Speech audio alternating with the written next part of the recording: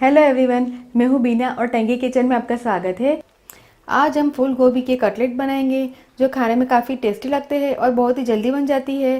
तो चलिए हम फूल गोभी के कटलेट बनाना शुरू करते हैं।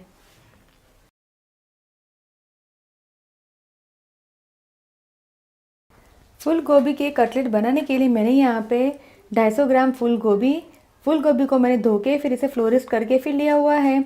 3 बड़ा चम्मच चावल का आटा, 2 प्याज को मैंने बारीक काट के लिया हुआ है, 1 कप बेसन, 2 हरी मिर्च और छोटा टुकड़ा अदरक का दोनों की पेस्ट मैंने साथ में बना के ली हुई है।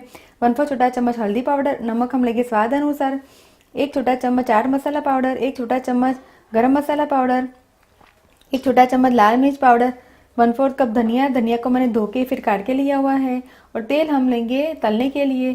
तो चलिए हम गोभी के कटलेट बनाना शुरू करते हैं। कटलेट बनाने के लिए हम सबसे पहले गोभी को ग्रेट करेंगे। तो ग्रेटर की सहायता से हम गोभी को ग्रेट कर लें।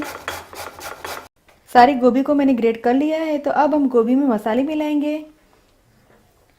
लाल मिर्च पाउडर, नमक हम स्वाद अनुसार डालेंगे, नमक, चाट मसाले से ये काफ़ी चटपटी बनती है और टेस्टी भी लगती है, गरम मसाला पाउडर, हरी मिर्च और अदरक का पेस्ट, हल्दी पाउडर,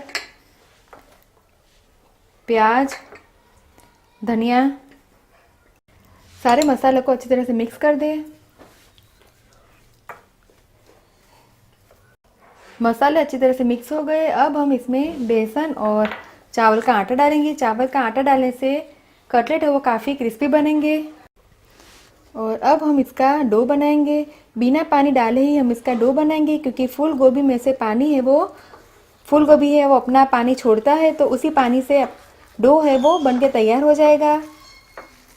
डो है वो बनके तैयार है। अब हम डो में से एक टिकिया बनाएंगे। टिकिया बनाने के हम छोटे नींबू की साइज़ का डो लेंगे और 2 हाथ के बीच में रख के हम टिक्की जैसा शेप देंगे और टिक्की को हम प्लेट में रखेंगे। इस प्रकार हम सारे कटलेट्स बना के तैयार करेंगे। कटलेट को फ्राई करने के लिए तेल गरम हो गया है। तेल हमें अच्छा गरम चाहिए, तो एक एक करके हम कटलेट को फ्राई करने के लिए डालेंगे।